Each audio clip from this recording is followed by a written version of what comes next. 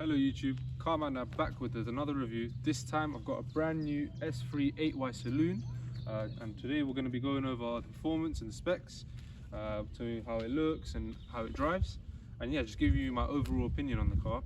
And it would be nice to compare it to upcoming car on the channel that you'll see. So stay tuned for that. But for now, let's continue on with the video. So this is the 8Y generation of the S3. It rivals with the Mercedes-AMG A35 Saloon and the BMW M235i Grand Coupe. Now I could mention the Golf R, but actually during 2022, that's when sort of the Vag Group decided to make a change. Whereas before, where Mark 7.5 and the S3 8V, the S3 was known to be a bit more superior. This actually makes less power, and it's a little bit cheaper at 39 grand compared to the Golf R, which starts, I believe, from 41 grand. So yeah, you can definitely see that they're trying to change the marketing for the S3. But yeah, this is obviously the Saloon variant. You can get it in a hatchback form. Now, I personally think the Saloon looks a lot better. That's just personal preference. Again, the Saloon is also £500 more expensive than the hatchback, but I do think that's worth it. Now, starting at the front, in terms of styling, the S3 has a unique sort of honeycomb style grille. Well, not honeycomb, it's more straight slats. The honeycomb is obviously reserved for the RS cars, and you get these unique sort of chrome detailing. You also get silver accents throughout the car, and yeah, not to mention, you get LED headlights as standard. You can opt for matrix LEDs, but obviously they're not included. Now, the car is finished in a very nice black. I'll probably put up the name if I can find it. I forgot the name. But yeah, I think in general, the front end of the S3 looks nice. Remember, the S3 is marketed to be just an A3 that slips under the radar, but obviously has a bit of a sleeper vibe going on, because obviously it's got the 2-litre turbo engine. But yeah, that's the front end. Let's move on to the wheels. As for wheels, we've got 18-inch standard. As you can see here, these are just the standard rims. You can get the 19 extra wheels. They do look a bit better. Obviously, this makes it look a bit like just a normal 1-litre A3, but I still like it nevertheless. As for brakes, they are upgraded from the standard A3. I believe they're 4-pot calipers up front. For tyres, they're 225 sections all round, and so it's a square setup. And at the minute, this car's on Goodyear, I think Eagle F1s, yeah. It's alright tyre, but obviously Michelin Pilot Sport 4S would be better. Even the Pilot Sport 5s, I need to try those actually. But yeah, that's concern for the wheels. Let's move on to the rear end. Join me with the Bonda of the S3. Obviously, it's a nice rear end. I think it's actually the best sort of area for the car. You get a nice little slip spoiler standard. You get these really nice, these are my favourite as well, these tail lamps as well, the LED with the dynamic indicator that runs across them. Really nice.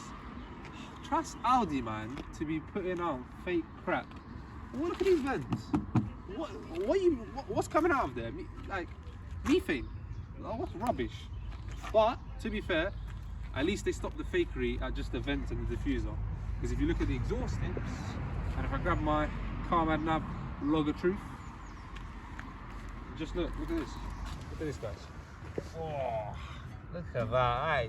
That is proper good stuff. Not even any like small exhaust inside there. Proper exhaust tip. Since we're at the rear end, we might as well talk about the boot capacity. Decent enough boot. Again, obviously, because it's not the hatchback variant, sportback should I say, you are restricted in height. The capacity is about 340 litres, which interestingly enough is actually 10 litres down on the 8V generation. Don't know why that is, maybe configuration with the Quattro system, but who knows. But yeah, that concerns the rear end of the car. In general, if you go around the car and just look at the side profile of the whole car, I think it's a very good looking car. Obviously, S3 is for those that don't really want a shouty car, they just want understated performance while still looking classy. So yeah, I mean, I do think it is probably the best looking out actually of the trio, for sure. And even interior, let's move on to that now. So guys, you join me in the interior of the S3, and I'm not gonna lie guys, it's a very nice place to be. Especially compared to the previous gen, it is quite a step up in terms of interior layout, design, fit and finish. It's all just in general overall improvement. And I would say it even goes a step further. Forget your A7 and A8 interior. I personally think this is the best interior Audi offers to date. You still got the legendary touchscreen MMI system, but you also have a combination or buttons for climate. That's what we want. We don't want touchscreen for climate, guys.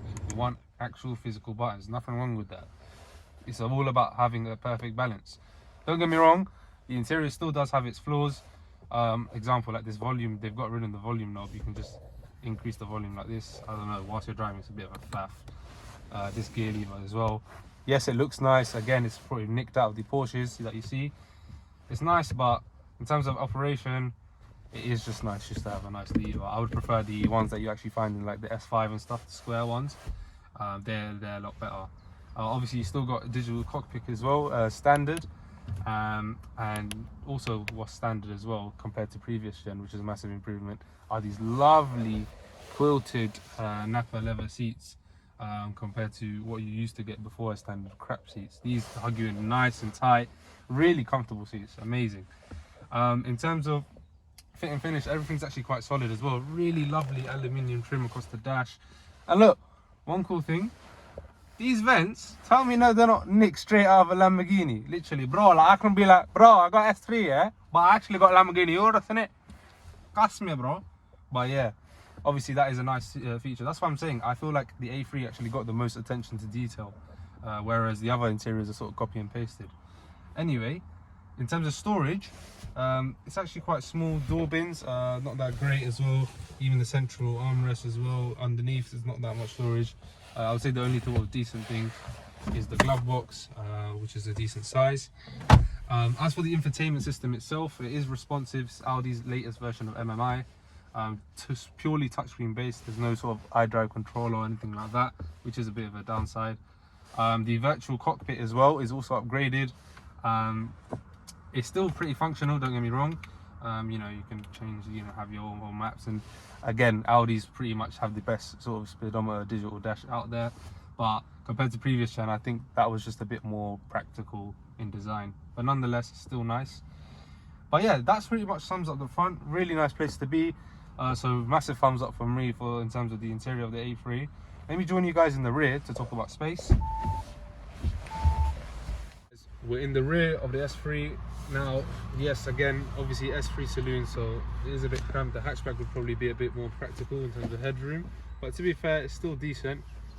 This is in my driving position, and to be fair, some people like to sit a bit more back than me, but yeah, I guess it's all right. Again, at the end of the day, it's in the lower end of the hatchback segment, so space is quite limited, but improvement from the previous gen. Again, really nice quality in the rear. Unfortunately, you do get a hard sort of windowsill compared to the front where it's nice and soft, but that's expected. Again, armrest. Before, the previous gen didn't have an armrest, but if you're gonna put an armrest, yeah, at least put a flipping cover on it. Is my elbow armrest? Is that elbow a cup? No. Okay, but still, at least we're grateful that we actually get an armrest. But yeah, in general as well, yeah, again, we'd like to see some climate. Come on, like, just, I don't know, just give us some, at least a splash. You want to put the whole trend of digital dash, this, that, and this, that, at least give us some screens to look at here as well, you know what I mean? But yeah, obviously that is the rear. This car is not fitted with the Bang & Olufsen as well. You can get that as an optional extra. I would highly recommend that. But don't get me wrong, standard speakers are alright. Not like we've been listening to them, obviously just Nasheed's only in Ramadan. Yes. But that sums up the interior of the A3. Now let's take a look at what powers this beast. So guys, what's underneath the bonnet of an S3 8Y? You'll see it's actually very similar to the 8V. Only I think the differences are just in terms of mapping. Now, it's powered by a 2-litre turbocharged 4-pot engine. How do I know it's a 4-pot? 1, 2, 3, 4, no 5 because I can't afford an RS3, 6, 7, 8, 9, 10. We run out of cylinders again. But anyway, yeah, so it's a 4-pot. Again, you find this engine in the Golf R, but difference are this makes 310 brake and 400 Newton meters of torque, whereas the Golf R makes a bit more. Because why? Because now the Golf R is marketed as a better car than the S3. But yeah, it's obviously mated to an S-tronic gearbox, 7-speed, and same Haldex all drive system as the previous gen as well, which is obviously front biased, as we know. But yeah, we summed up pretty much everything. Now let's take it for a drive.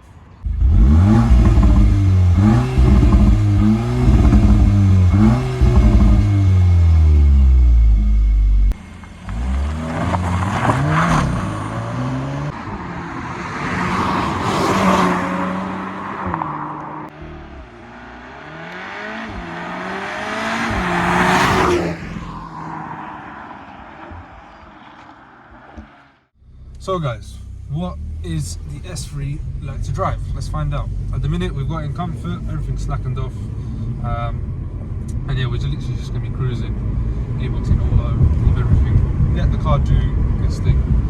Very smooth, I would say. The car is running on standard springs. You can't actually get magnetic ride unless you opt for the Vorsprung, which is obviously the trim where it comes with all the options.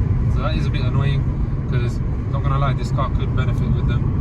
The ride is a bit choppy sometimes over sudden bumps, but in general it is a relaxing drive. Steering very light, controls are very easy. Again, yeah, like it just takes away the tension from a drive. The car comes with, you know, cruise control and lane assist standard. Now, what's funny is what I noticed. This actually has the button for the adaptive cruise control. But when I press that, you can see adaptive cruise assist function requiring license, not purchased. So yeah, it would be nice that, because obviously the hardware is there, so it would be nice if they could just chuck in the software. But it is what it is. As for economy, now the S3 gets about, I would say, averages about 20 mpg. So not the best, but not exactly terrible. That's accounted for someone with like a heavy right foot, and yeah, he wants to do the occasional pull. But obviously on the motorway it can get better. That's not an issue. But really and truly, guys, we come here for what? To see what the S3 is like on a spirited drive. And what better way to start that by launching it? So to launch it, you put the gearbox into sport, you turn traction either into sport or off. I have it in off, and in dynamic, and mash the left foot with your mash the brake with your left foot, and then right, launch control active, and then just wave it off.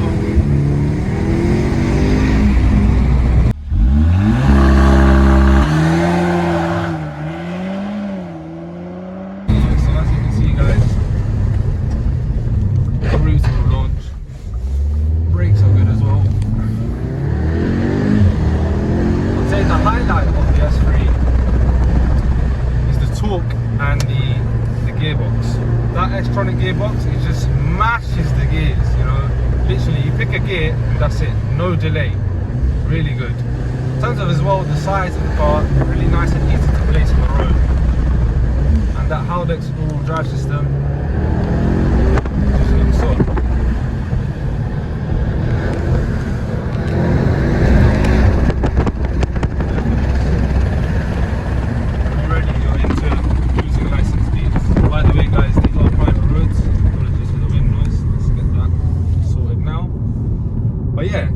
With the windows up, it's a quiet cabin to be. The engine, obviously it's not Audi's fault really, but newer cars, they're just getting quiet. You know, this car does have the OPF and in general has a soft limiter and all this, so yeah, you're not getting pops and bangs or anything like that. One thing that is interesting, now that especially we've got the windows closed, if I knock it down a few gears,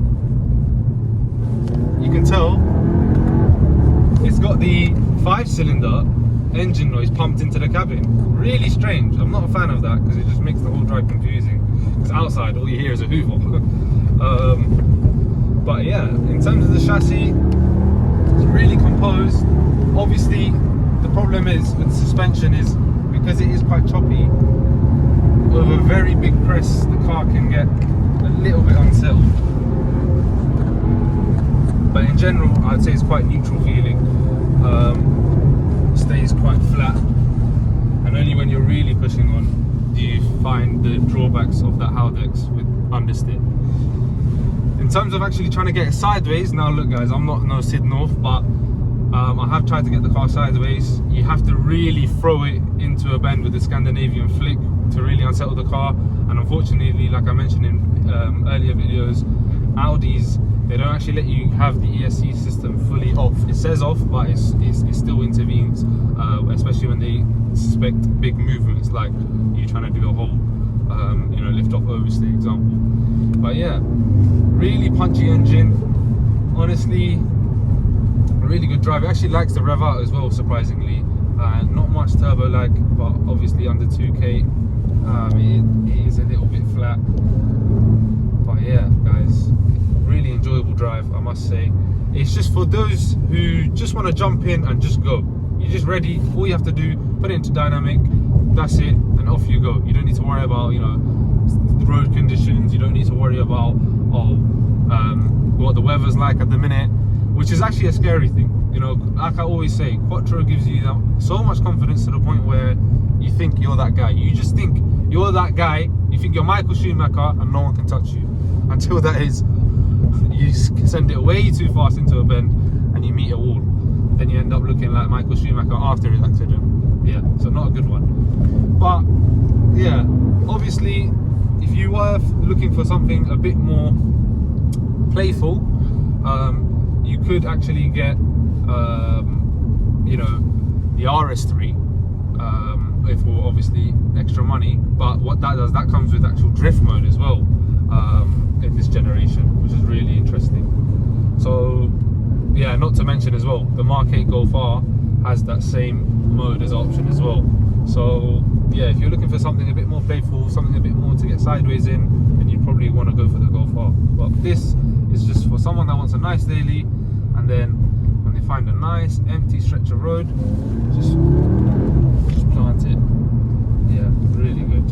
One thing I don't like as well though, especially when you want to get into the mood for driving, is the drive select button. It's all the way here. Like, guys, I've got a long wingspan, and yeah, my arm is fully outstretched just to reach that button. Now you can assign the button to the steering wheel here, but obviously still it just would be nice if they could put it at least here or something. But yeah, that sums up how the S3 drives. Now let's just move on to the conclusion.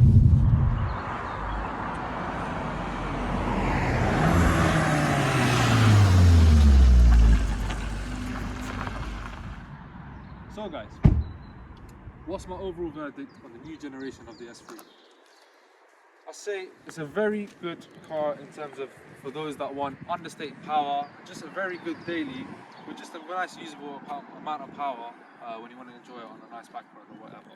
Now obviously we did discuss steering is a bit numb, classic Audi in the sense that it's not going to give you much feedback, it's quite safe, there's not much to play about with the drivetrain, but that's not what the S3 is about. The S3 is for someone that's just looking to just chill and put their foot down here and there.